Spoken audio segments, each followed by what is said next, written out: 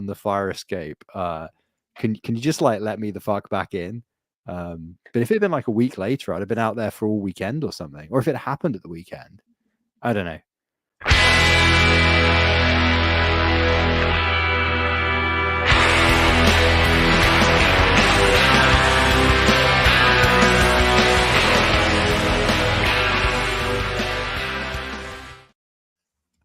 Hello and welcome to Game and Nodes, a weekly podcast from independent validator teams. And yeah, I mean, I'm excited to get into what you guys were up to at ETH Denver. Like, what kind of vibe was it compared to last year? First of all, like top line, what is the mood like compared to last year? How are we feeling?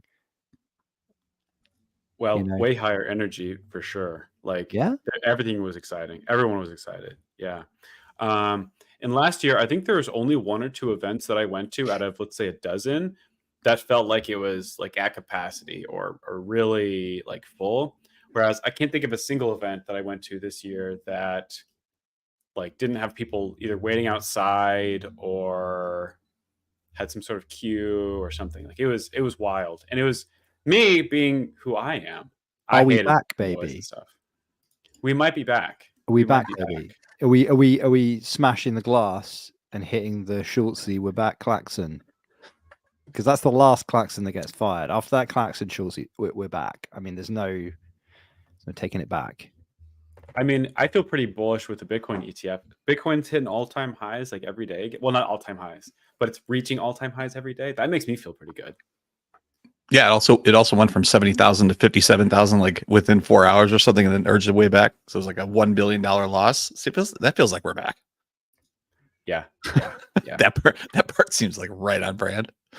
Oh, back wow. To 67 though. It's working its way up. What a big drop off. Yeah, I didn't even notice that. Yeah, last night it went from like 7. It hit 70, right? It went over 70 and it dropped to 57 in like 2 hours or something like that. CoinGecko showing 69 down to 61. So that's a 15% drop. That's a This is the segment of the show where we real time check the portfolios of people on the show, and I was told we find out how much would so I get my prices from secondhand. Yeah, I mean, well, do you know what? I was rewatching that Scott Anselman talk about. It's called Scale Yourself. It's about effectiveness in kind of technology leadership. But it's actually really, really good. It's just like a checklist for getting shit done. I watched it very, very many years ago and have inadvertently internalized some of the ideas, I guess. When you watch something and you're like, oh fuck, that's where I ripped that off from all those years ago. It was kind of one of those, and I realized that also I'd been recommending it to other people, and also just ripping off ideas and passing them off as my own for some time. So anyway, Scott Hanselman, it's good talk. But in it, there's a line where he says something about like it's about notifications, which is a very old talk. I think it's about 12 years old. And at the time, he refers to them as toasts. I know it's quite common with UI engineers, where they pop up like toast, like, hey, Brian's logged in. Great, good for Brian. But he has this whole bit about how those can really interrupt your workflow, which we all know. Like you mute Discord, you turn off Slack, you close down your emails before you want to actually fucking get something done, right? And then you reopen them and you find out that your accounts, and this is just endless shit. Otherwise, you've been minor shit that eats up your day, right? But the joke he makes about that, well, joke if you like, is you don't need to keep refreshing your news app in case 9/11 happens again, because if you're there, you'll fucking know about it. And if you're not there, somebody will tell you about it. And I was thinking that, like, as he was saying that, I was like, that's exactly how you should treat crypto prices as well. Like, if you're the one getting wrecked, your chain is halted. If you're not the one getting wrecked, somebody will let you know. And if you're the one, going to the moon, I mean, that's nobody. Nobody ever goes to the moon. So I don't know what that would feel like. I don't even have that example ready to go in my analogy because I don't know. But Schultz just told me we're back, so maybe I should have thought that through. I agree. It was good energy out there. There was a lot of positivity. There's a lot of fucking brands. Like there's a lot of fucking brands. A lot of booths, a lot of You mean large like booths. non-Web3 brands? No Web3 brands. Like Oh, okay. there's just I mean, there always has been, I guess, but it seems like there's even more. And a lot smaller niche type of things as well that were sponsoring stuff. I thought there's just too many fucking events. That's my problem with it. Like you can't get to everything. And the ones that you want to go to, you want to stay for more than 20 minutes. So you're hanging out for 3 or 4 hours and you're missing 4 other things. And then discovery of those events, I think, is really hard. And usually when I discover them, it's too fucking late. So you're in like a last minute wait list thing. So that's also stressful.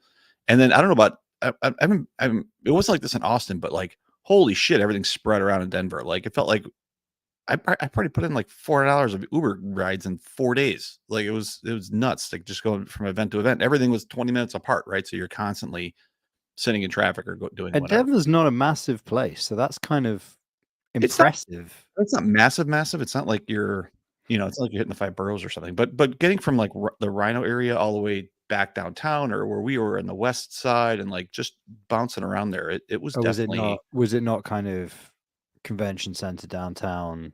Bish, the bash, bosh? well the core. I mean, Denver itself is in like a pretty close area, but like everybody else who has events, there's like a ton of places. And the other thing that's funny about Denver is like it seems like every building is built for like hosting Web3 parties. Like they're all like kind of because funky. every building is for hosting.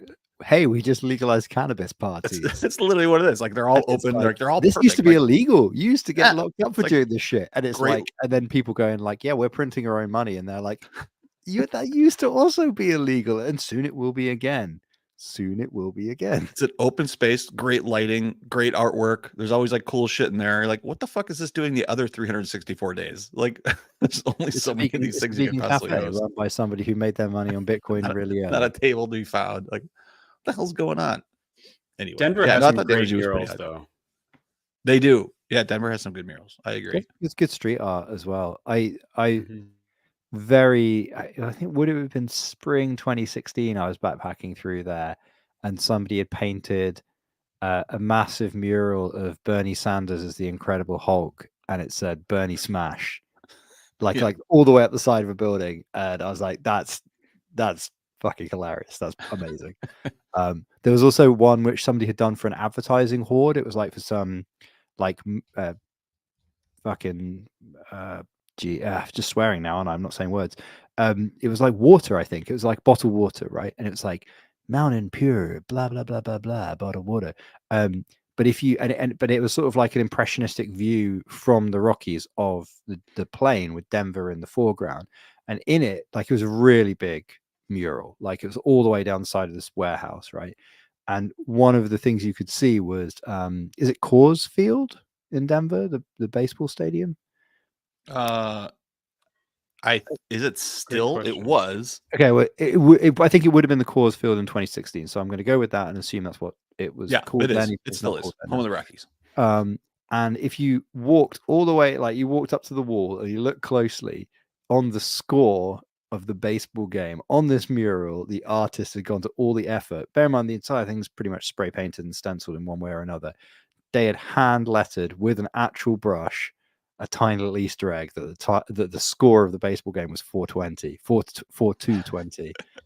And I was like, that's also pretty fucking funny because you really like the whole thing was like a whole block long. It was really big. And you had to really walk up to the wall and be like, oh, that's the stadium. And what's that little tiny? Like, oh. Yeah, no, Denver was cool. I remember there being some like not good Mexican food compared to California, maybe, but like some surprisingly good. I mean, there was just actually surprisingly good food everywhere in Denver.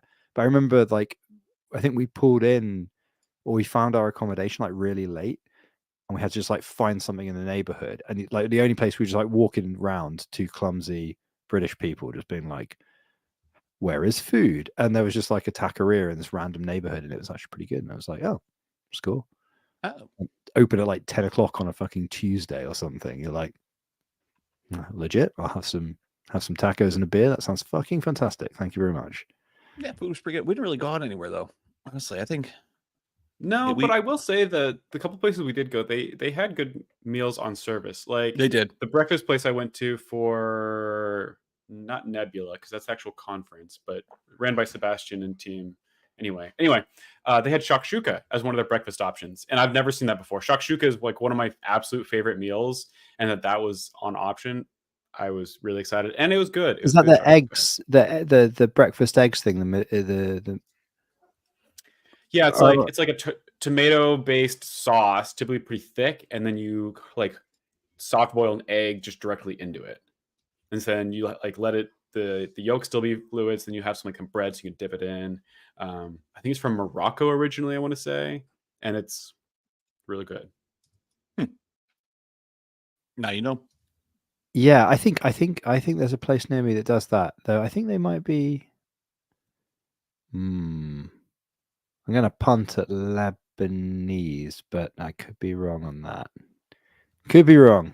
Anyway, well, so okay, so big positive energy, lots of money spent on Uber. Yeah, Anything else to report? takeaway so far. Yeah, I mean, it was a really good event, I thought. It was also really cool seeing it from a perspective of us versus this year versus last year, because last year the Game of Nodes team kind of moved as a pack. If we went somewhere, we all kind of went together and talked to people together or what have you. Whereas this year, there was actually not a lot of crossover. Most of the time, we kind of like if we happened to run into each other, we ran into each other great. But otherwise, we were all off doing our own thing, all making our own business connections, all being great by ourselves. And I think that was an important moment, kind of recognizing that, just because that is showing the level of growth that we're kind of at, where we are kind of at the point where we don't. I don't want to say rely on each other. We don't rely on each other, but we don't need to. We can go branch off and do our thing and be good. Yeah, I agree with that. I mean, some things made a lot of sense to do together because there was, I mean, we'd be at the Cosmos event or something similar that would happen, or specific vendors I wanted to see, or something similar to that, or even sponsoring an event and those kind of things. But yeah, I think we all kind of bounced around a little bit separately depending on what was going on. So like we went to a bunch of different things. So like Supra, we went to go see them. I wanted to go see some folks within the conference itself, and like folks on Objective and things like that. And like just had the opportunity to sit down and see like the Barachain event, which was a total rager. That was a fun event. So like just like being able a chance to see what was available. And also I think the other thing we didn't do this well, what might have changed that a little bit, Schultze, would have been that we didn't really coordinate at all on like what was going on. Like we all had a different event list, and it was just like so before everything started, we're kind of sitting down and going, what the hell's everybody doing? So, and that was also kind of a challenge too, which I'd rather actually at least figure some of that stuff out, because we went to similar events or the same events, maybe at the different times, which doesn't make any sense. Because it's also good to meet people who know people. And so I probably walk by people that you work with every day and vice versa.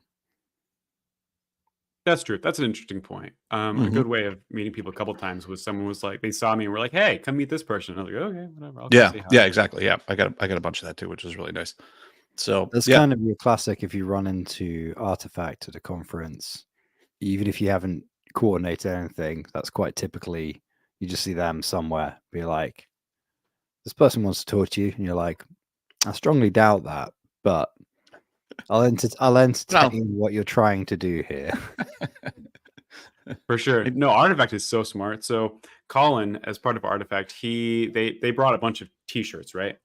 And this is just an example of how brilliant they are at business development. Colin sets up all these shirts at this event. And then what he did for the event, he basically just stood and managed the table and like folded them and stuff. And every single person that grabbed a shirt, he talked to them. Like just say what they're doing, see if they're relevant or whatever. Or get a TG. Exactly. Yeah. And just, I don't know. For me, I found that absolutely brilliant. I was like, I cannot believe they just pulled that out of a hat to do that. It's so good. That's every conference, by the way. Yeah. Usually if you're giving tchotchkes away, you're trading information for it.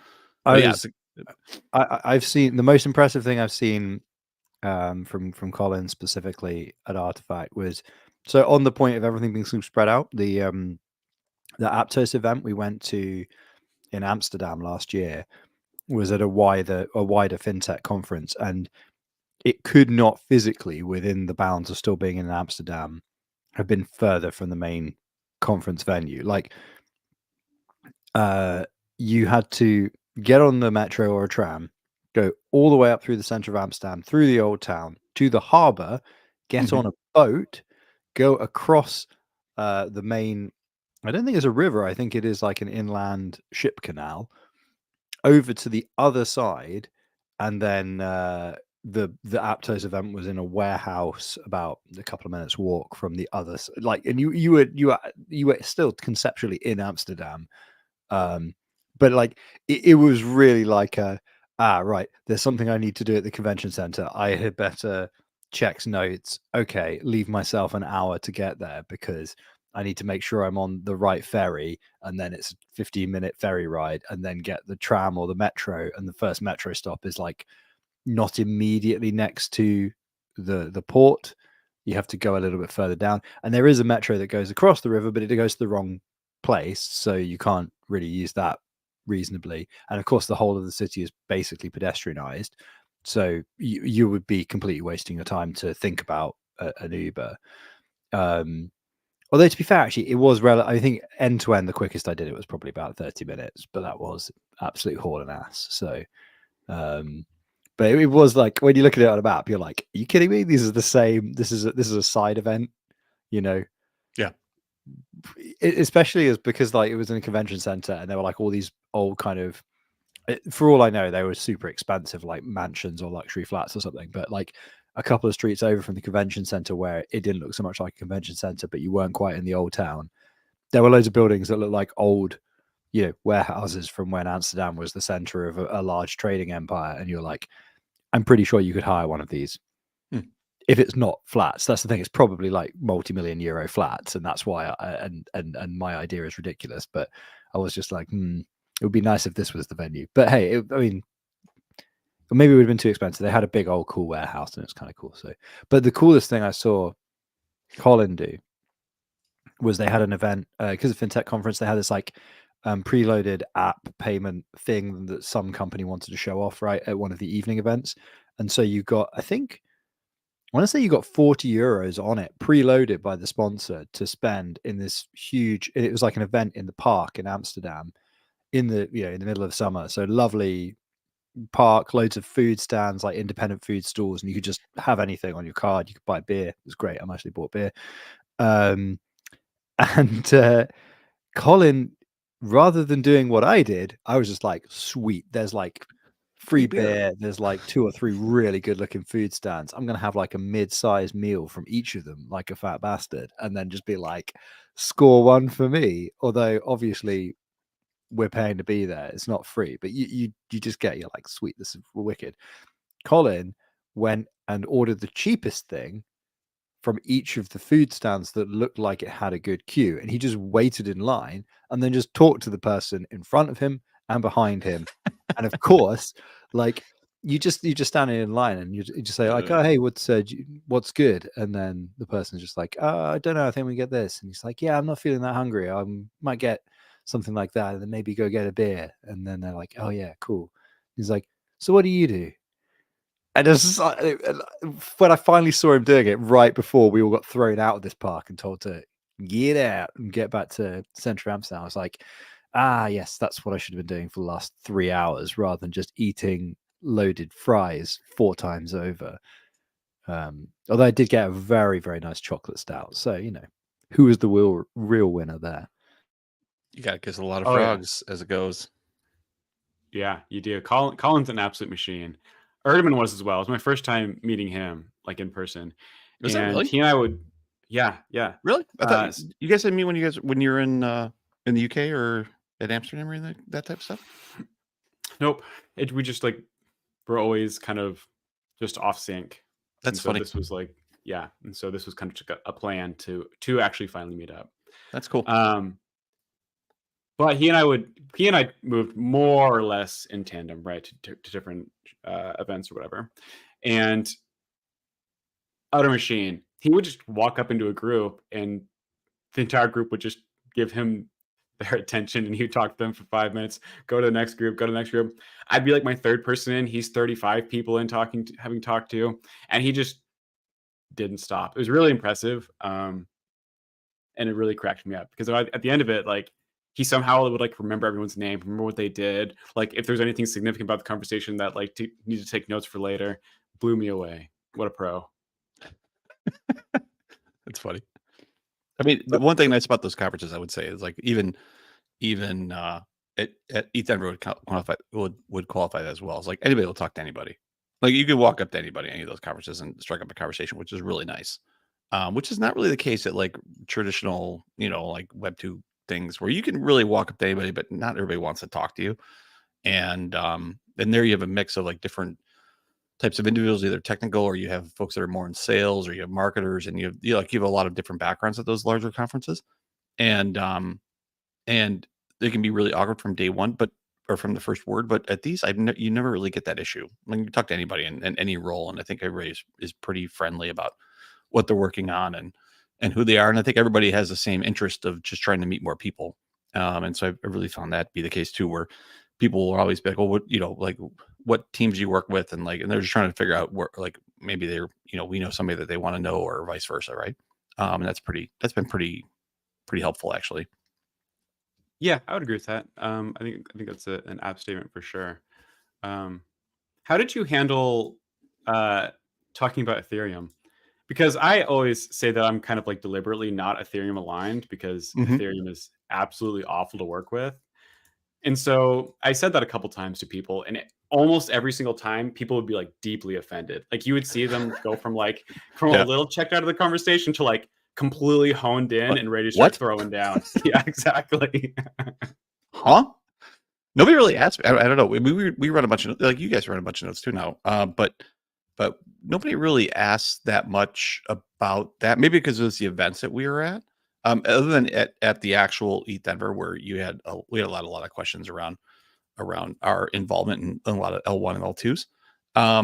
But I thought, kind of going away from that, though, away from just like the Polygons and Arbitrums and Avalanches of the world that are pretty heavy at those events, but even like Injective had a huge booth, and so that was nice to actually see and a billboard, which was pretty funny. But at least it was nice to be able to see some chains that we work with that are taking up some major space at these locations. And so you can actually reference that, like, well, we don't, like, we run nodes for you guys, but we also validate for XYZ that's across the hall, which is really nice. Not just like, hey, we validate for this Cosmos chain nobody's ever fucking heard of. You have no idea what we're talking about. So that was actually pretty nice too. Yeah. And then the other thing go ahead. It's not too surprising though that Ethereum would take up a lot of headspace at ETH Denver.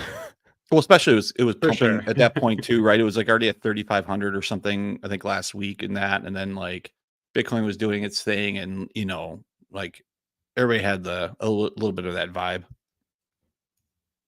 You know what I mean? So that actually helped a lot too, I think, in terms of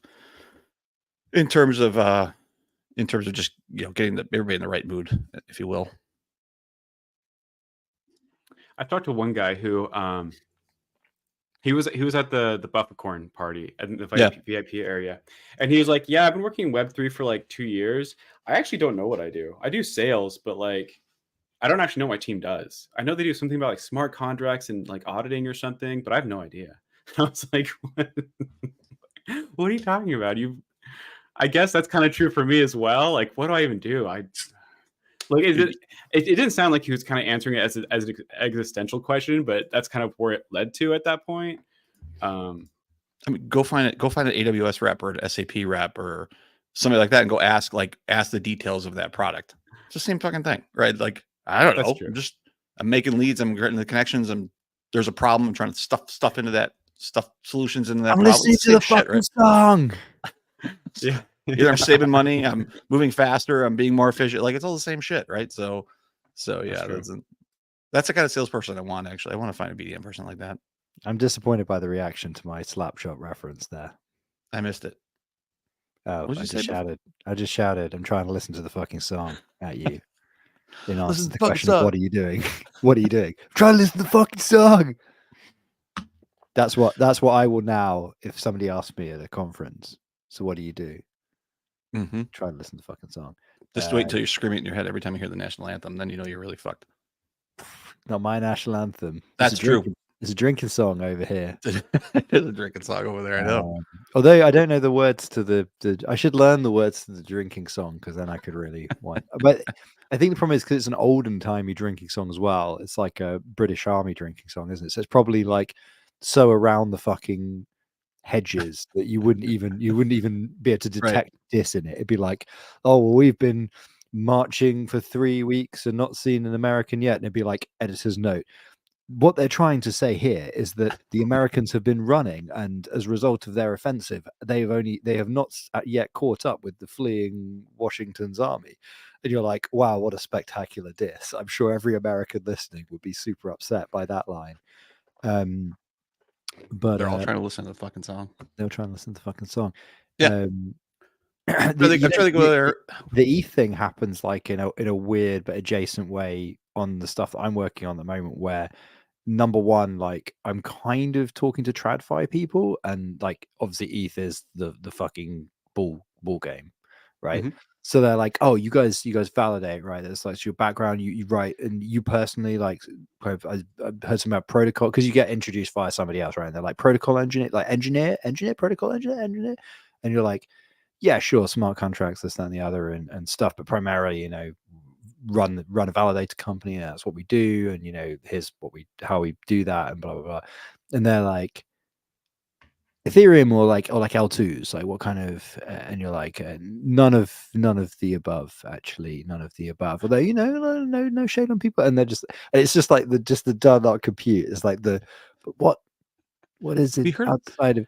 And then like in like more maybe academic circles, like a lot of the kind of area that, because I'm writing critique, maybe not critique is not the right word, but I'm writing a lot about like what decentralization and these things actually kind of mean, and what like the kind of intersection of actual technical things like invariance and how integrity is measured and stuff with like my other background, which is like, you know, economics and incentives and whatnot. And what's really funny is you'll introduce your work in that scenario and people will be like, yeah, I've always had all these problems with Ethereum, and here's some thoughts on Ethereum. And you're like, yeah, all of my case studies are not taken from the Ethereum ecosystem. And they're like, does your work apply to Ethereum? And I'm like, well, yeah, I mean, conceptually, yes, it's public accounts, but I actually don't even care enough about Ethereum to even have researched whether or not I should write about it, because I don't care. But like, it's in the further work section. It says, you know, if somebody wants to do this to Ethereum, they can go and do it. And they're like, but why would you not write about Ethereum? And you're just like, it's the past, man. It's over. Like, it's not over. It's clearly going to be worth more than. What was that? What was that Henry quote? Right? We were talking about on the pod the other week. Just because I say something stupid doesn't mean I fully expect it. Doesn't mean I don't fully expect it to succeed. Like that's like all. Yeah, right. Yeah. That's like all of crypto, right? So just because I'm just like, Ethereum is over, there's no point me expending any energy worrying about it, because the technology and other ecosystems has moved so far beyond that it may as well be a horse while we've got a steam train or a motor car over here. Even if that is my opinion, and I'll say that I'm still long. Doesn't mean that I don't fully expect still heavily invested the horse to be incredibly profitable for everybody involved. Yep.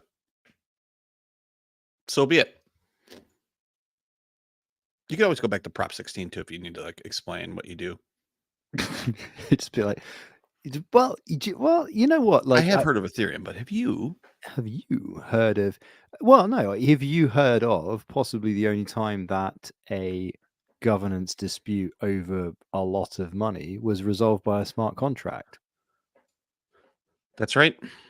It happened. In the words of that Stuart Lee, the final Stuart Lee comedy vehicle, nobody can say that this didn't happen, because it did happen. Whatever happened, it did happen. You can't say it didn't happen. And then he repeats that for about 10 minutes, because that's how Brechtian alienation works as a comedic device. So Schultzy, what was your favorite event? Out east or out west? Barachain? Everybody I seems didn't to go to talk that about one. Barachain. Yeah, I didn't go to that one. I went home before then. I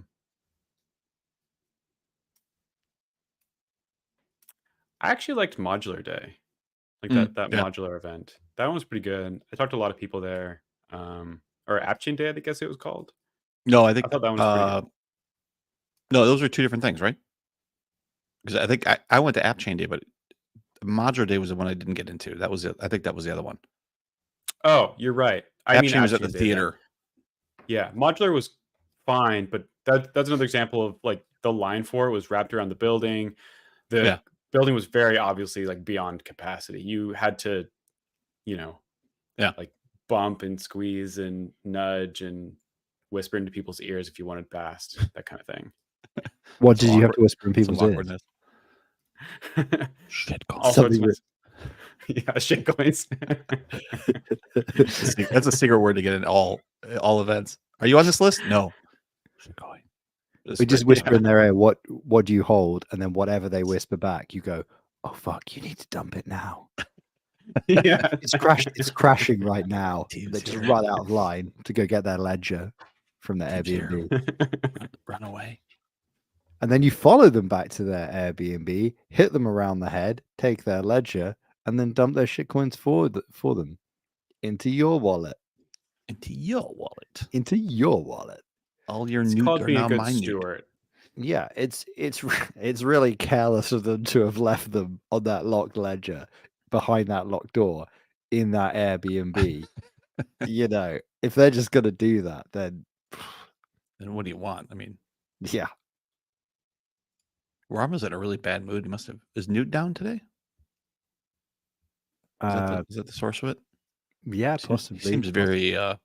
Seems pretty salty. It must be because of the Solana news piece on the sheet. Should we do some news? Yeah, I mean, I'm pro. Bring it up. News. So Null's not here, so we can actually put our banner up. Fuck him. Hey. Do you want to do an item? I don't even have it open, but I will by the time you get it going. Okay, right. Well, I'll do an item and you can do an item. So I'll do the one which I think is gonna. I feel like this is the one that would irritate Rama the most, but I probably could be wrong. So Solana's meme coin WIF, weirdly named. Yeah, WIF WIF. So Solana's meme coin WIF soars to 2 times. Soars to 2 times. I'm gonna start again. Solana's meme coin WIF soars to 2 times Cosmos's best DEX, in inverted commas, market cap within months of being created, showcasing the amazing ability for Cosmos to completely mid-curve every single opportunity to entice normal users into the ecosystem by allowing people like White Marlin and John Galt to have opinions on meme coin distribution and no airdrop, no community. Yeah. I mean, Solana, I mean, right. So the thing about meme coins, right?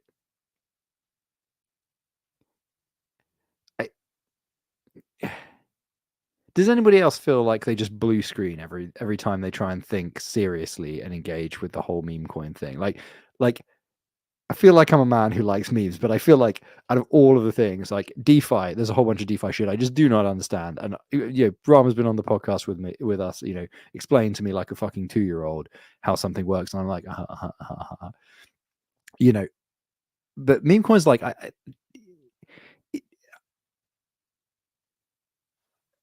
get it out. Come on. I just don't fucking understand. Fucking process. Just like I don't really. I don't understand. Like,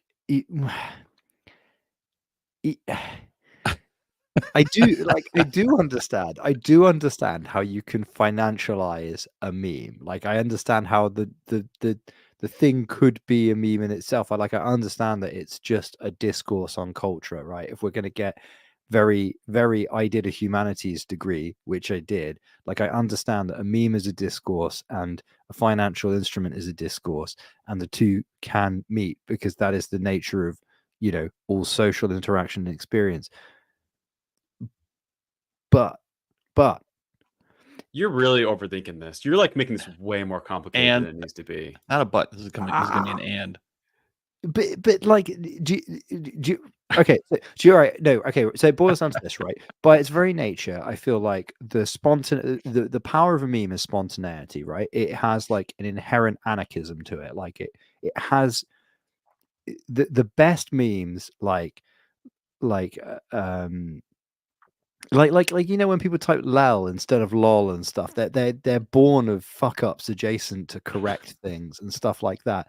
Like there is an inherent like monkeys bashing typewriters accidentally creating Shakespeare about the best memes a lot of the time. It's like somebody finding that frame of the Arthur cartoon where his fist is clenched. It looks like Arthur's gonna fucking murder somebody. There's and that reading again, let's break out the humanities degree, crack, reading a text against its intended purpose, right? Looking at the Arthur comic and being like, let's make this about a bear who is bottled up and ready to crack. Like reading it against the grain is like subversive and funny and cool. And that's like, again, something that the best memes have. And a lot of the meme coin shit is just trying to like, some of them work. Dogecoin fucking worked because it was just like, hey, look, Bitcoin at the time was like, this is the future of money. Like if you went to a Bitcoin meetup, like it was all fucking, everybody was cosplaying as Neo from the Matrix. It was fucking hilarious. Like it was genuinely kind of cool and dorky. And then Dogecoin is like, no, we're all fucking clowns. And it just straight away, it's like, yeah, I get it. This is what we're really doing, right? It's fucking Doge to the, yeah, amazing. But trying to like bottle lightning as consistently as meme coins seem to do, or meme coin creators, the idea like we're going to be a meme coin creator. Yes, I'm going to make some choice meme coins. Like it's just like an insane idea. But the most insane thing about it is number one, that people demand that a network have a meme coin now. Like it's expected, it's a feature.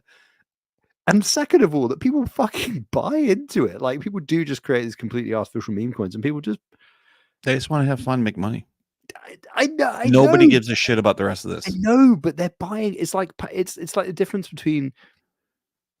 I mean, it's like but it's not a meme, right? Unless it has those qualities of surprise and subversion and stuff. It doesn't have to be a meme. Just people want to have fun and make money. That's it. Yeah, but then it's a fun entertainment product, but it's not a meme. It's a packaged corporate experience. Well, it's like going to an escape room. It's like going to. Why would it be that? Why would it be a packaged experience? Down one day and they're like, yes, this meme shall be this, and here is the utility and the meme. Then, I mean, no, nobody's fucking writing a dictionary definition around meme coin. Like that's the exact opposite of what's happening. No, but I feel like that is that's what some of these meme coins are, though. Like it feels like this network does not have a meme coin. And it's like, well, we must create one. Like, it's kind of like, like the whole corporation thing. French accent. Yeah, why not? Why did that come in there? Okay, no diss on French. I love French. Some of my best friends are French people. Anyway, but right. So, like, compare and contrast, like, almost every fucking meme coin in Cosmos versus Rama's corporation. Like, the corporation was a funny meme. That was a really good meme. If that had been like a coin rather than NFTs, which NFTs fit that better, right? But that was a lot of fun. I didn't make any money though. Well, right, but but most genuinely entertaining creative things don't fucking make any money. I spent too many years of my life hanging out on the music scene, and I fucking know that the people who made the best shit didn't necessarily make any fucking money from it. But the creative stuff they did was more valuable than any of the fucking shit. This Pump That Fun site is making me tear up. Did you guys actually look at this? That's the one that this is linking. This is the site that I think supports this meme coin. Today I was actually trying to do some trades on DYDX on Osmosis. And so the DYDX USDC pool has like 140 grand in it. That's the whole pool. It was like 140,000. I had like 15,000. So it was gonna depeg by like 15%, like just because of the amount of the size of the trade. It was like I was moving 1/10 of the pool. there's a picture of a dog on this site that has more liquidity and TVL than that DYDX USDC pool. There's a picture of a dog in a hat on this site that has that has more liquidity associated to it, or more TVL. That's really cool. I think that's really neat. People just want to have fun. That's it. I've changed my mind. Withdraw my whatever. This is absolutely stupid. I love it. Whatever. It's fine. a picture of a dog with a hat. I genuinely think a lot of it is people not really understanding what's going on. So like, absolutely, there's the side of like people want to have fun and everything. I think a bigger portion of it is a lottery, like basically a lottery mentality, gambling, and I don't understand how market caps work. From what I've seen, like having browsed Reddit a bunch on like cryptocurrency, like the cryptocurrency subreddit, people are like, Shiba Inu is like 0.0001 cents, right? Like it won't take much to get to 1 cent, not knowing that it going to 1 cent means it has like 100 times the market cap of Bitcoin. That discourse I've never seen. And so they see these low values and they're like, Jesus God, what could it be if it were it could easily go to Bitcoin already. And I just don't see it happening. I think that's the biggest point, is that they don't understand market caps and they want to gamble. And then they see that there's already discourse around something, and so they're like, okay, but market cap is that's a byproduct, right? Like an investor buys based off market cap. But these aren't investors. This is not investing. This is, that's what I'm saying. It's a gamble. I want to have fun and make money, and the number's going up, so I'm going to throw money in it. If the market cap was 4x Bitcoin, people would still do it. Right? It wouldn't matter. It wouldn't make a difference, because that's not like, nobody's doing that. I mean, nobody's doing that research. I wouldn't do that research either. Well, I wouldn't buy Shiba Inu, but regardless, take that away. I didn't mean to say that, but take that away. But it's the same thing, right? You're just going to have fun with it, and if enough people, it's all eyeballs, right? So if enough people see that, they're not looking at it and going, holy shit, this is worth more value than Bitcoin, except for the people who are early and going, holy shit, this is more value than Bitcoin. Yeah, but I think that's my problem, right? Like if I can see that I can buy into this meme coin and it can maybe go up 10%, which for like Shiba Inu right now, that's probably like what it can go for at this point, because then it would hit Doge's market cap. If I know that 10% is like my maximum cap, there's no way I'm going into meme coin. But what I'm saying is, not a lot of people do that final step of analysis, sure. Which takes like 8 seconds. And so I think that's why they just look at the actual price of the token, not like that's kind of irrelevant when it comes totally to agree. Yeah. I totally agree. Yeah, no, I totally agree. I think, and then that works the opposite way. So like if you have actual projects that are trying to do something and they're at 0.002 cents, nobody invests with them. If you're at a meme coin at 0.002 cents, you're like, holy shit, I'm early. Right? Yeah. Nobody wants to buy Osmosis at 22 cents, but if it's at, $1.70, or if it's at $10, or the hub's at $11, okay, this is a real thing. Like it's got value to this token, even though that totally means nothing, right? It's the same thing as like buying a stock at $2 versus $20,000. It's all relative, right? But there's still like a piece of that where individuals don't really necessarily understand that, or they might just ignore it and they just look at it and say, how cheap is it? Oh, that's cheap, right? Versus something else that's expensive, not knowing what cheap versus expensive actually means. So, but in the grand scheme of things, that meme coin piece, I think the cheaper it is, I mean, well, maybe it's got 9 zeros in front of it, like Chihuahua. Actually, how's Chihuahua doing? I haven't even looked. We're all rich. I mean, we're all broke. Is that past Bitcoin yet? How is the Wawa? My favorite non-argument about meme coins, when people are like, "Oh no, it's just different. It's like penny stocks versus like exchange traded stocks," and you're like, first of all, even decent blockchains are not like not like exchange traded stocks. So the although I suppose maybe it would be interesting to know the average failure of penny stocks versus shit coins. Oh, sorry, meme coins. All coins are shit coins in the long run, but meme coins, because I reckon on the time scale we have, which is still like relatively early before things have completely run out of steam and died because of lack of miners, I reckon you're more likely to lose money to zero anyway on a penny stock. Maybe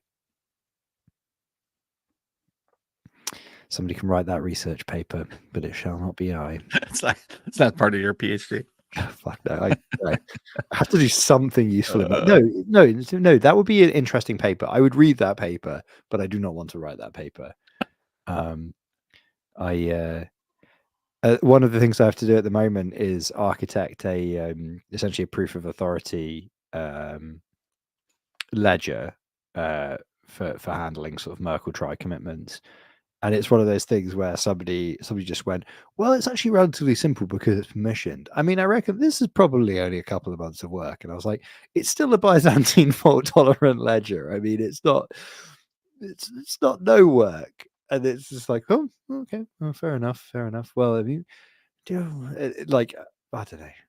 It's funny how much academia is exactly the same as working for a big company, where where people are just sort of like, no, a thing needs to be done and are really bad at estimating times. And it's just like, well, the University of Geneva needs something by the end of December. We have like said that would help them. So, or whoever it might be. And you're like, okie dokie.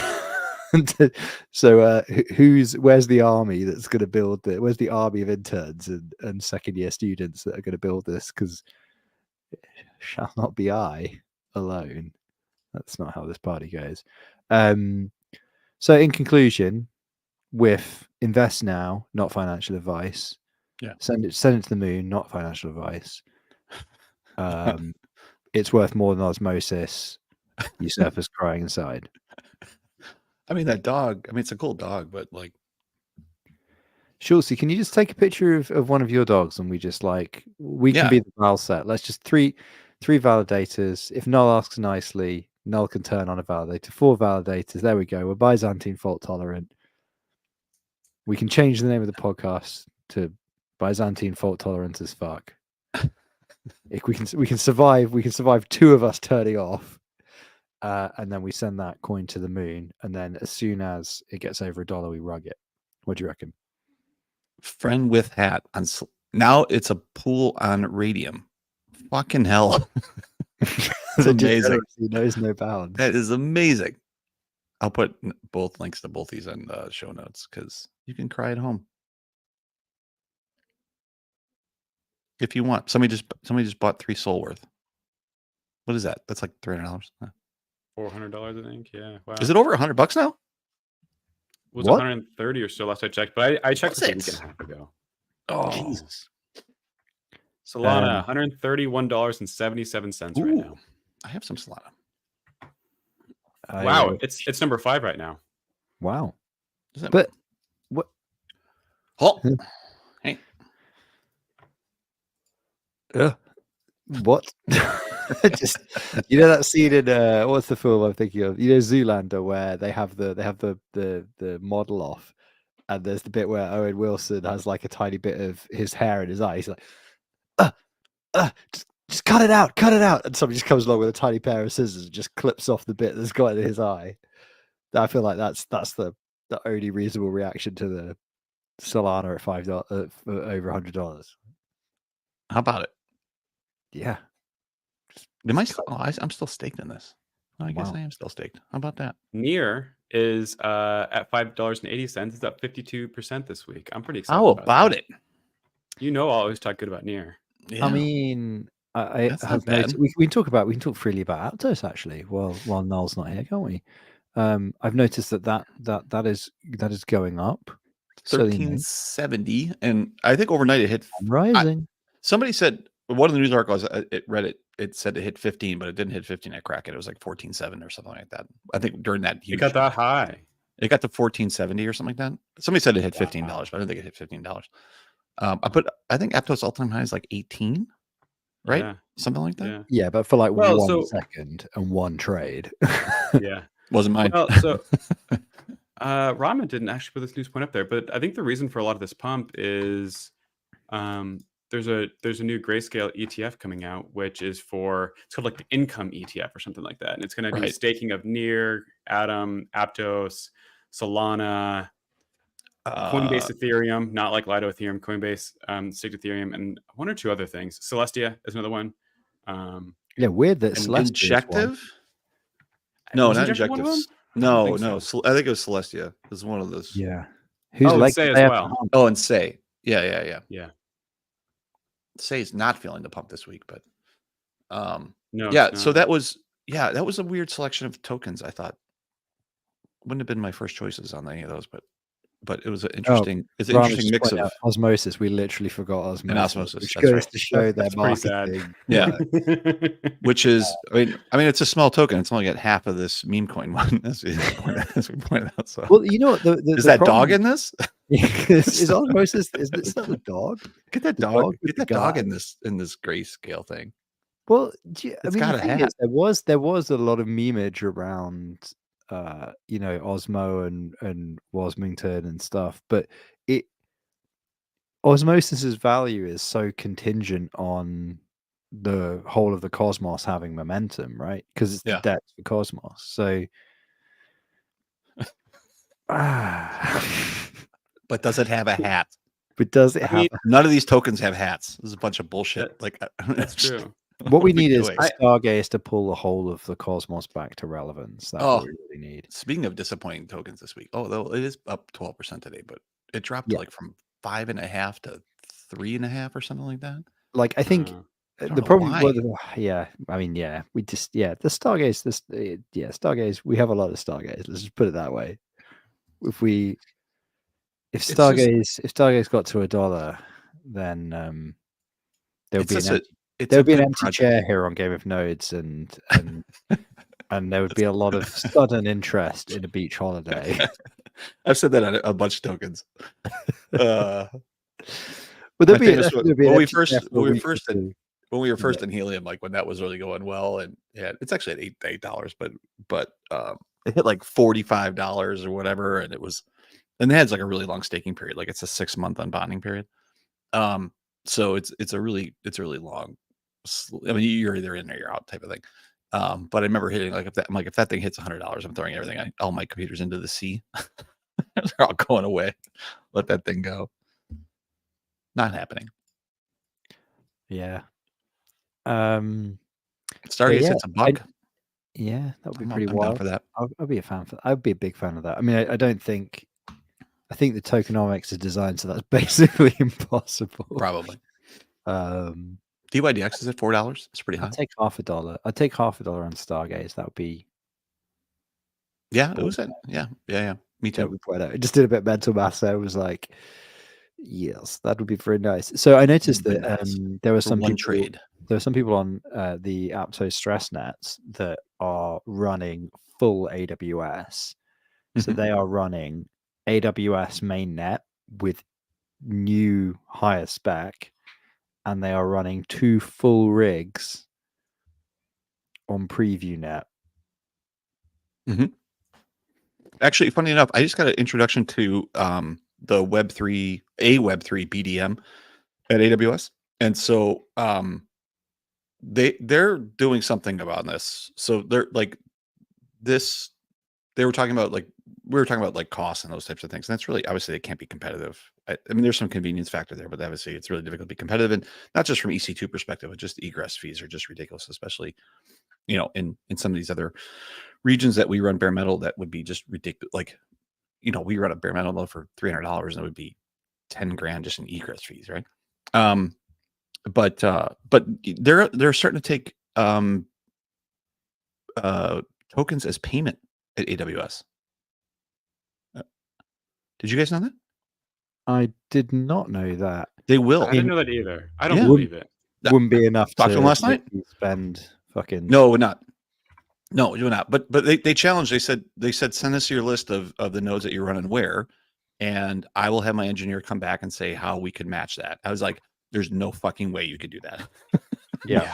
I'm like, there's no way you could do that. There's impossible. I've had that conversation as well. Yeah. Where it's difficult, right? Because you're like, on the one hand, you're like, oh yeah, and as well, the time we were having that conversation was like over a year ago, where we were being it was nearly 2 years ago now, actually, where we were being very coy about the workloads we were actually running because,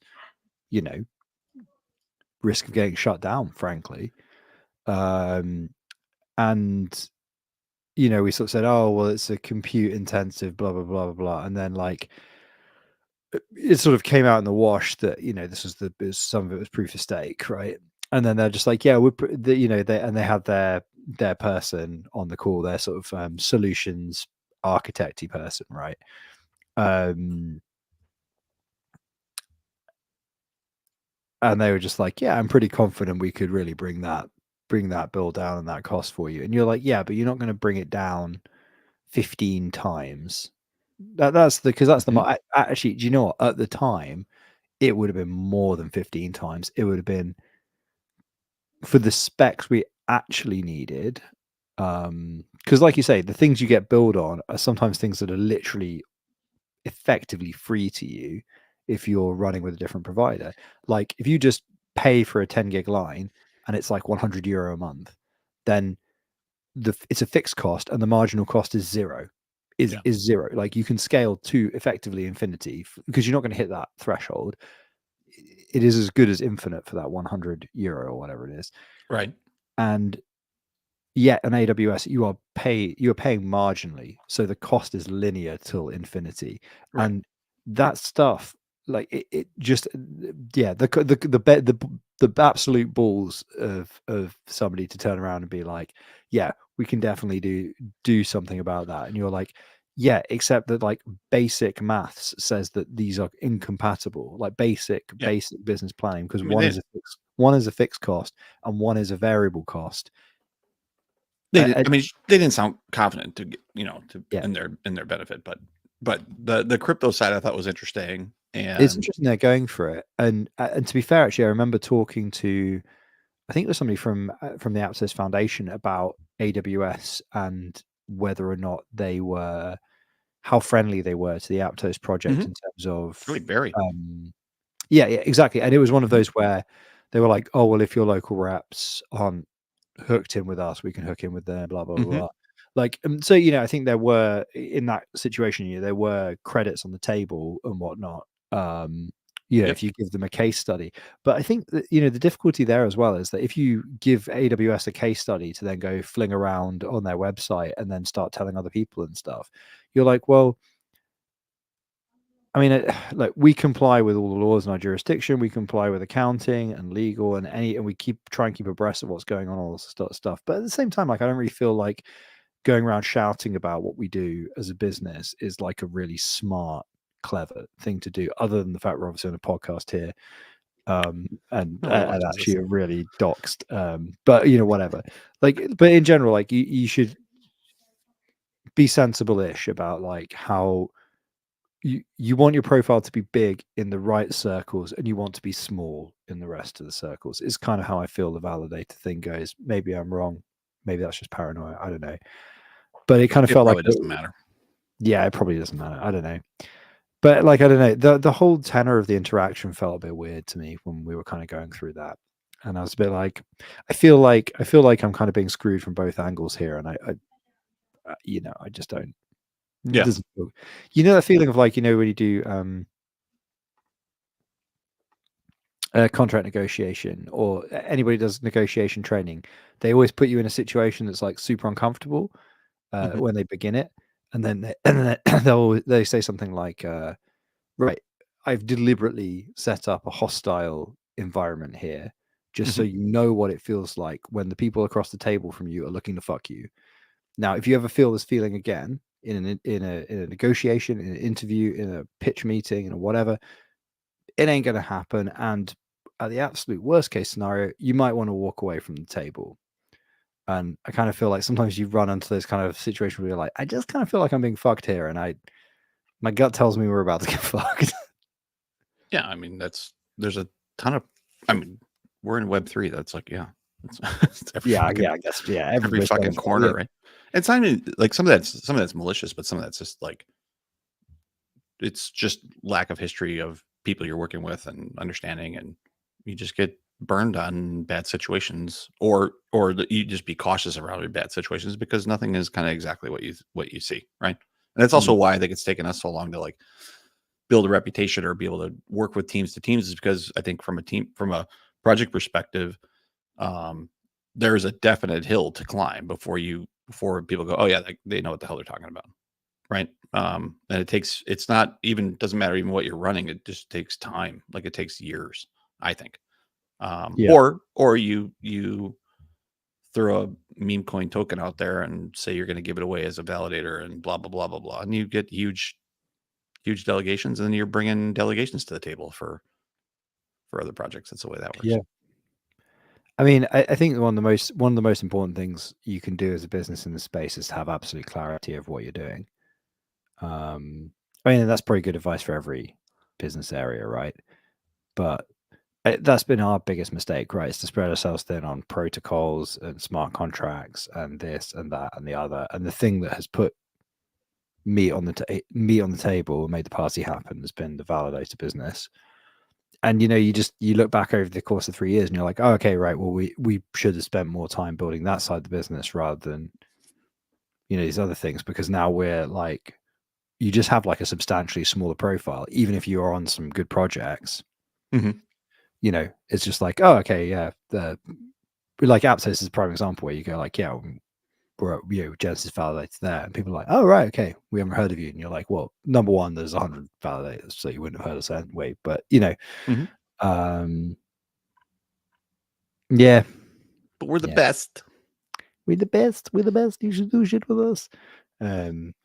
But you know what? Something else I've noticed here, where you're saying like about how there's a lot more positivity about ETH Denver this year. I have noticed in general just pitches and just shit on LinkedIn and cold emails and just like stuff that comes up when you're moving in that kind of circles. Obviously, I'm on this side of the pond, but I've noticed that like quite a good indicator of like bullish stuff is when people stop doing dumb ideas that make money and they start doing clever things that are going to fail.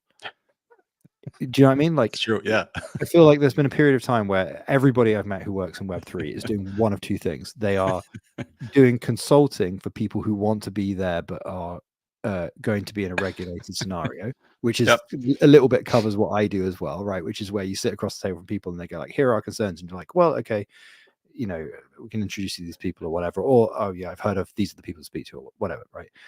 Or two, you run validators, right? That has been it. Like, that's pretty much everybody I've met that still survived for the last 2 years, at least in the UK, where maybe it's a different scene, right? And then really recently it's been like, oh yeah, it's kind of like smart contract auditing, but it's also automatic, and also there's like this like network modeling, and you're just like, we've actually got some really good VC backers. You're like, dude, we work with amazing teams that are engineering marvels that have a snowball's chance, because it's just all these things have to come together, and there has to be a market flux and a change in attitude, and like a cultural change, and like an enterprise change, and like regulation. Like all these things need to come together to be a massive fucking success, right? And then you work with teams that are pumping out NFTs and just cranking shit out, right? Let's take it back to the news item. What can meme coins teach you? Meme coins can teach you the business truism that your idea is not dumb enough, and only the dumbest idea that is the most accessible is going to make you any money. And the meme in the short term, maybe that's it. Maybe that's it. Maybe I'm getting involved in too many things that have too much long-term, that have long-term success but have a really high failure rate, and I should be YOLOing more into these things. Yep. No. I mean, can't do it. Yeah. Just do it.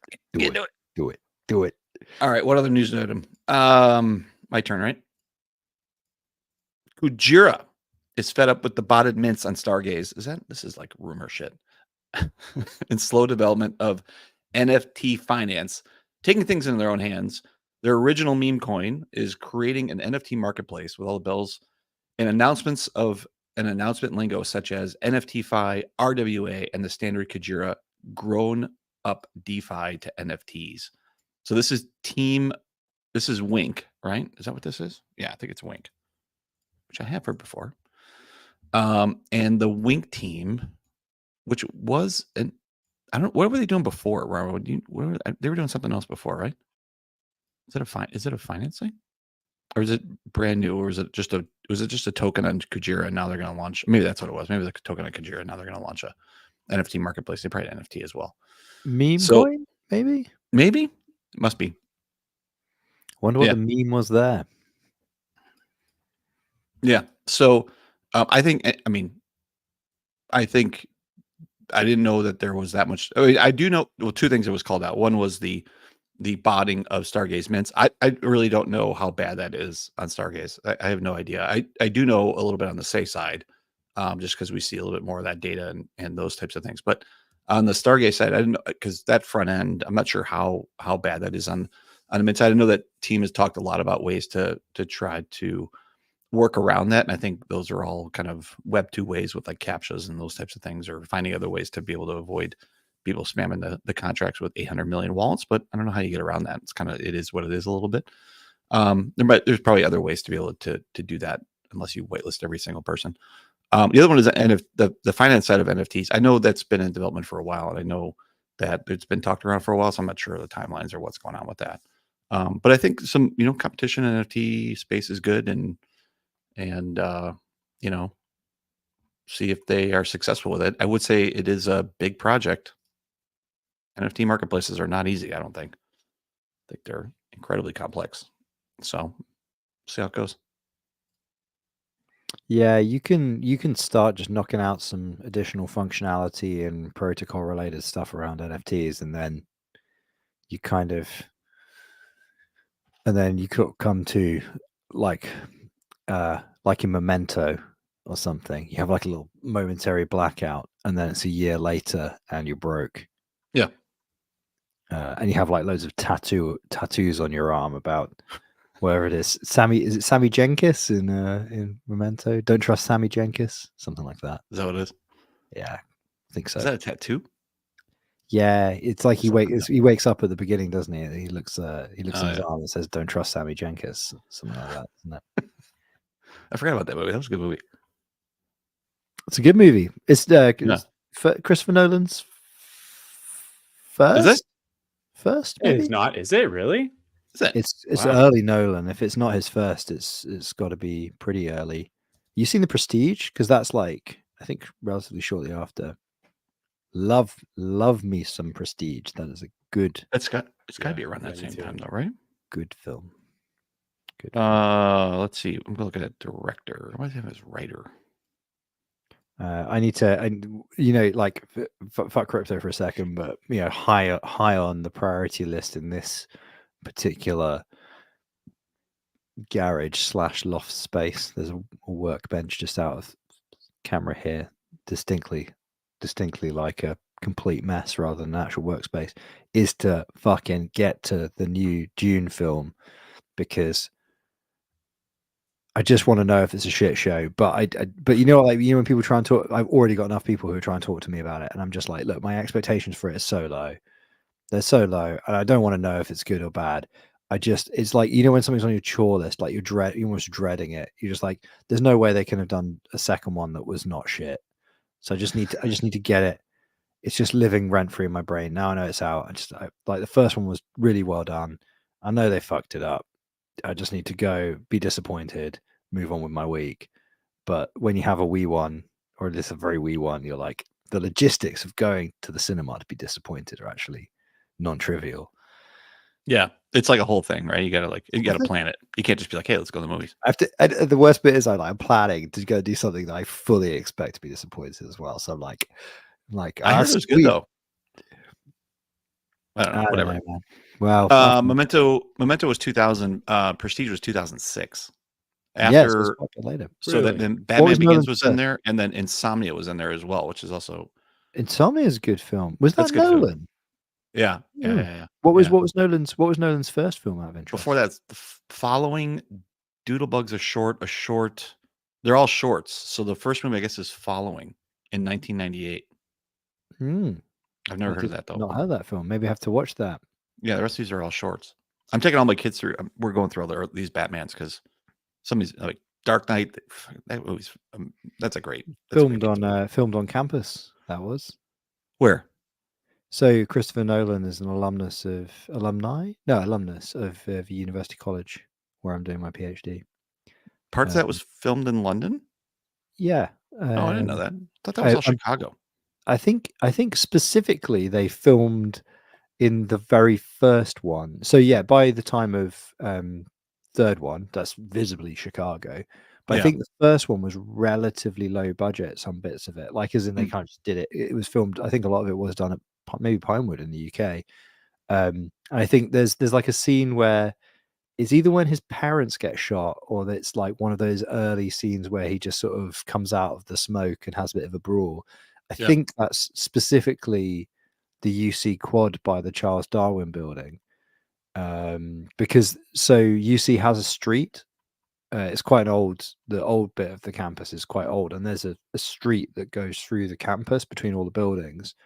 But it's fully on the university's property. It's kind of hard to explain what Mallet Place is unless you've been to Mallet Place. Mhm. But it's like this weird little street, and it goes under a little bridge. And then there's like a library and all this other shit. But it's really it's like pokey and closed in, and there's lots of pipe work and shit like that. And so apparently they just smoke machine the shit out of it and used it for some of those, you know, scallies coming out of the dark Yeah. corners bits where Batman first needed to punch people to show that he could punch people good. I was told anyway that that's maybe Mallet Place or there or thereabouts. Could be. I'm He actually, does. this is a bit of a segue, but I actually quite liked the Batman, the one that recently came out with Robert Pattinson as Batman. I really enjoyed it. I thought I liked the return to like gothic, moody Batman, and especially with like, and anytime he had his bat hood off and he had like his like 90s emo hair, really did it for me. I thought it was great. Do you know what? I haven't even seen it. Is it? Would you recommend it then? So as far I as the haven't seen story is it. concerned, 3 hours or so is a bit longer than it needs to be. However, from a movie making perspective and like the cinematography of it, I absolutely loved it. Like every single scene was just beautifully composed. And when they unveiled the new Batmobile, they actually used the sound of the old Batmobile in the sound of the new one, because you know the actual sound of the vehicles isn't what they actually make, right? And the funny thing about that is that the old Batmobile is actually really whiny and like it's a very annoying sound, Mhm. and they mixed that into the sound of the new Batmobile, and it made it really good. But it was very clearly like lovingly created, and the cinematography and everything was very well thought out throughout it, which is really what I appreciated. 7.8 on IMDb, much higher than I expected. Yeah, actually, It's that's a worth good reviews. watching, I think. Again, 3 hours, I think, is longer than it needs to be. And the dialogue, I would say, is a little campy at times. Or, yeah, I'll give it campy. But I'm okay with it. What is it? What's the timeline of this? Is this much later? Or is it? It doesn't matter. Doesn't matter. It does. This is an unreal. Like The just Batman, just a Batman story. Yeah. Yes, this is a new line. It's not Gotcha. related to Batman Not Begins like or anything. no timeline or anything else associated to it. Correct. Yes. It's cool. Andy Serkis is Alfred. That's different. Nice. And John Turturro is Carmine Falcone. I have to go away and think about it, but I saw a film the other day and I was thinking, I need to remember this for the Game of Nodes film section, because it was like when you just watch like a solid 9 out of 10 film and you're like, damn, slam dunk. It's so weird that they bring like the same people back, like Carmine Falcone from the original Batman, or from Batman Begins and all that kind of stuff. John Turturro too. Nobody fucks with the Falcone. Oh man, reference? I saw fucking what's it called? Yeah, not relatively recently, I guess. Probably it's just the last year has been a blur, but I finally watched Do the Right Thing a little while ago. That's John Turturro, isn't it? Where he's the son of the pizza restaurant owner, right? Yeah, yeah. And that, do you know what? That is a film that puts together an incredibly complex situation and does not in any way tell you what to feel about it, and just lets it play out. And that film is masterfully done, and all of the acting in it, you're just like, that's a great film. And also John Turturro is one of those people, when you see him in it, you're like, because he has been in some kind of shitty stuff as well over the years, and you're just like, fuck, man, you are actually really He's a good good. fucking actor. He is a good actor for sure. But then I saw him in something else. I can't remember what it was now, like relatively recently, and he was also insane. And it took me a second to actually be like, "Is that fucking John Turturro in like a wig or like a bit of prosthesis or something?" I was like, "Yeah, no, actually, but he was in Do the Right Thing. He's a fucking great actor. What am I thinking of?" Yeah. But yeah, he does. I think he doesn't say no. It's a lot of his jobs. What's the line? He's in a lot of shit, right? What's that line? I can't remember. I think it was Sean Connery or something like that, isn't it? Where it's just like, it was asked about some film. And it was just like, if you paid what I was paid to do that film, you'd have done that fucking film. It's like some terrible piece of shit. Like, that's right. Yeah. Do the Right Thing only an 8.0 on IMDb. That's a shit. I thought they would actually do better than that. That's a good movie. I watched Schindler's List for the first time a couple of weeks ago. Which some light viewing then. Yeah, light viewing. Yeah, absolutely. Real uplifting. It was great. I really enjoyed it. I expected to enjoy it. Everyone says that Schindler's List is like in the top 10 movies of all time. For some reason, I have Schindler's List and Shawshank Redemption kind of like inextricably entwined in my mind. So I was kind of expecting them to be similar. They were not. And I went into Schindler's List having no idea what I was getting into. They are not. They are not. That's funny. Schindler's has some crazy scenes too. Ones that you like never forget. Do you know what's perverse? I've just thought about it. I don't even think I've seen Schindler's List. I think I've only read the book. Yep, definitely worth a watch. It's worth watching. Yeah, it's I absolutely worth watching. I think I went, okay.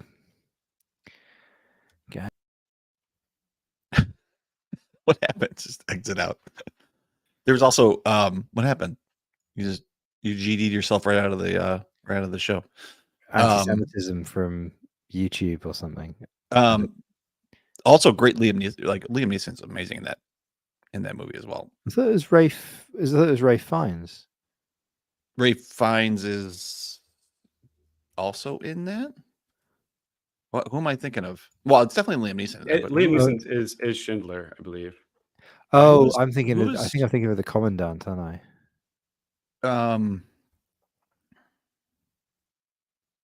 I don't know. I'm trying to find his. The name sounds familiar, but I can't think of who that is.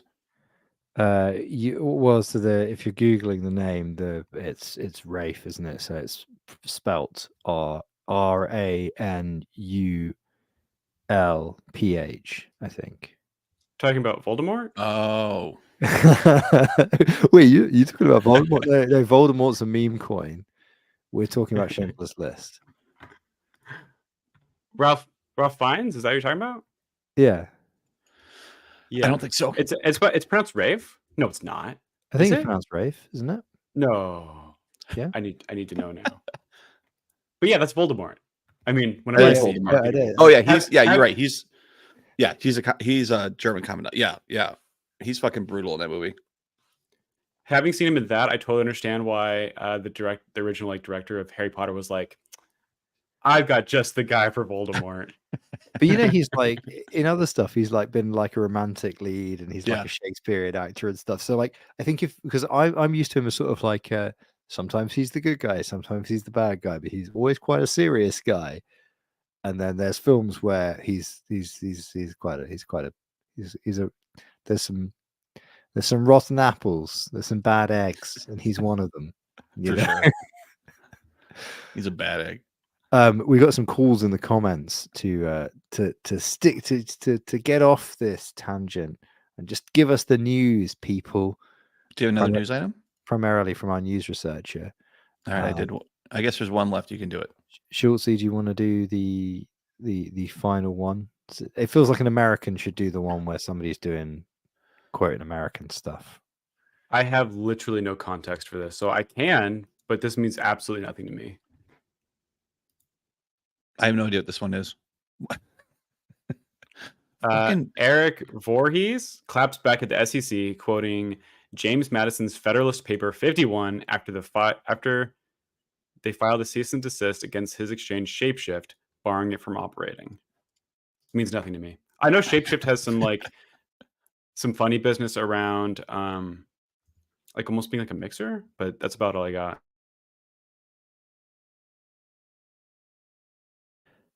Yeah, I mean, we can read his quote, which comes from the Federalist 51 paper, which is, in framing a government which is to be administered by men over men, the great difficulty lies in this: you must first enable the government to control the governed, and in the next place oblige it to control itself.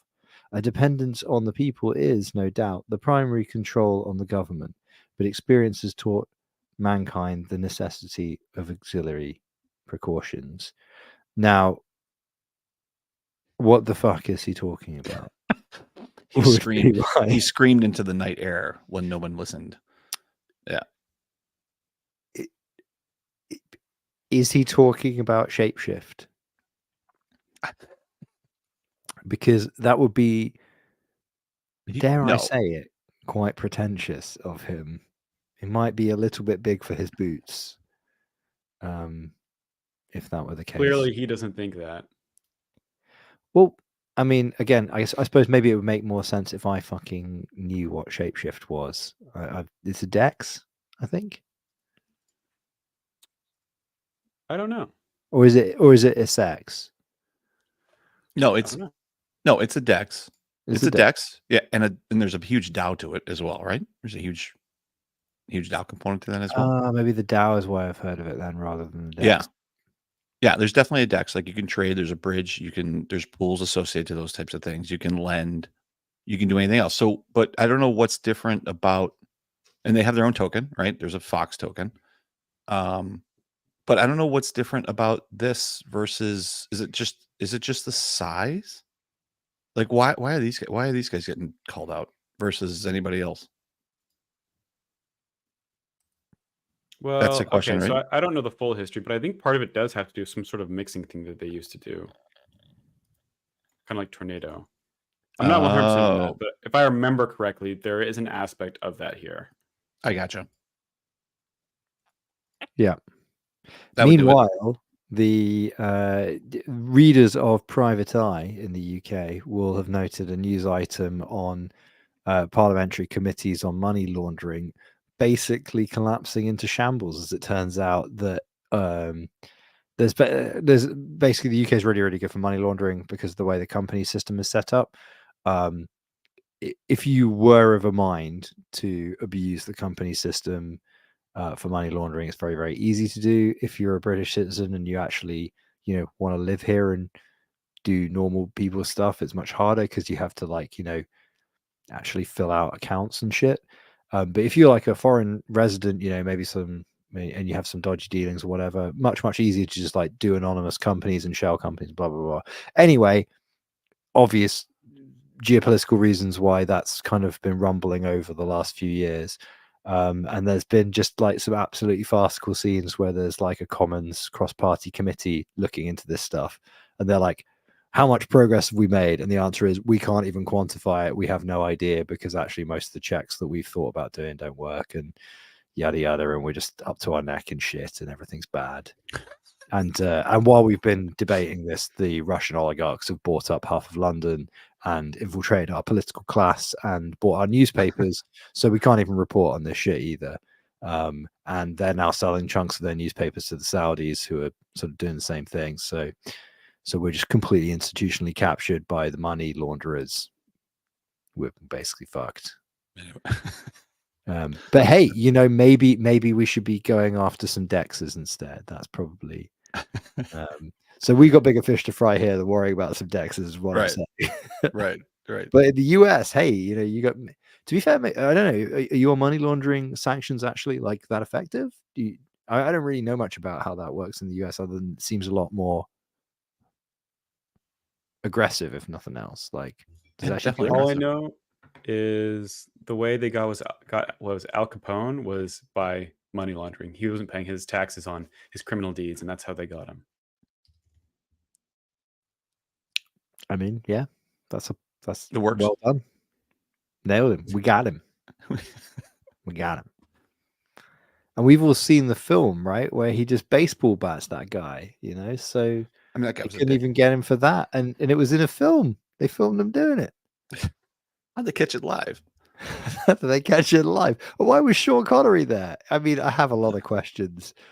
Kevin Costner was there too. I mean, you would have thought one of those. They seem quite pretty stand-up guys. You'd thought they'd mention it. Now I think about it, Sean Connery was a cop. I mean, I didn't realize he was I have a problem with this.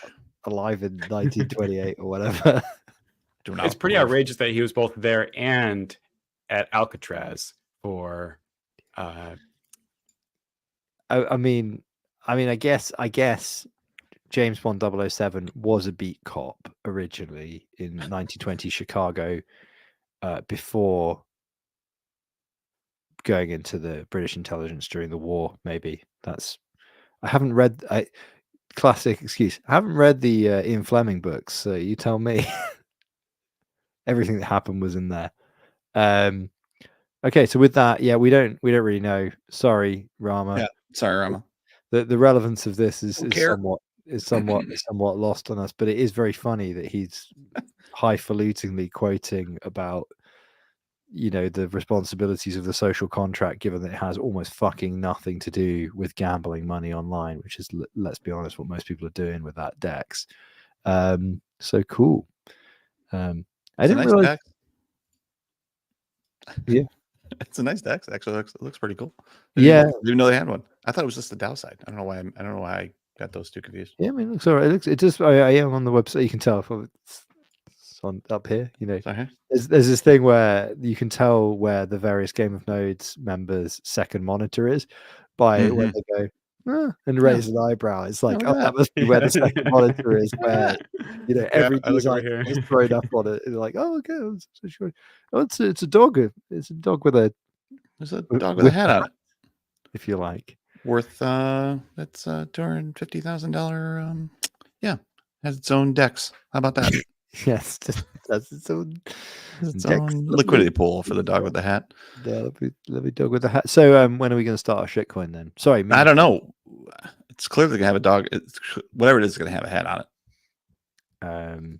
I also think it's really interesting that meme coins succeed as dogs, but not cats. Have you ever seen a successful cat meme coin? No, they're not really into it. This is cats just drift off, man. They're like they're too highfalutin. Yeah, they're very pretentious animals. Yeah, and like I don't think a cat would approve of this. Yeah, I mean, dog would just have fun. Dog would just be like, consent's really important in the meme coin world.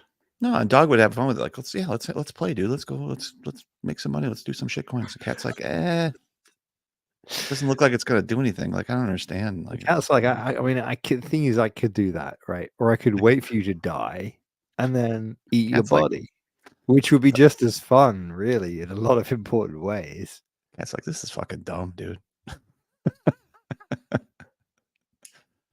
Oh my goodness. Yeah, I don't think cats would be into it. Yeah. So does that mean, so if we start our own meme coin, does that mean like, are we going to get the SEC letter or just the DEXs that carry our shitcoin? Maybe. I don't know. Are there any meme coins that are like categorically not animal related? I can't really think of any. Joe coin? Osmosis? Hey, somebody's stopping me. He's out of control. He's come back from ETH. Wow, there it is. Yeah, just fucking throwing gauntlet. It's just like, is this the Lavender 5 patter? Osmosis. Like, what can we do for you? And then they say something, and it's just like, it's a meme coin, and they're like, this guy. That's right. That's what I learned at ETH Denver. He's our business guy. Right. We want to be in partnership with this guy. And then Erteman's like, but have you considered the technical ramifications of being in partnership with us? And they're like, oh, this guy is serious. He scares me. I also want to be in partnership with him. That'll do.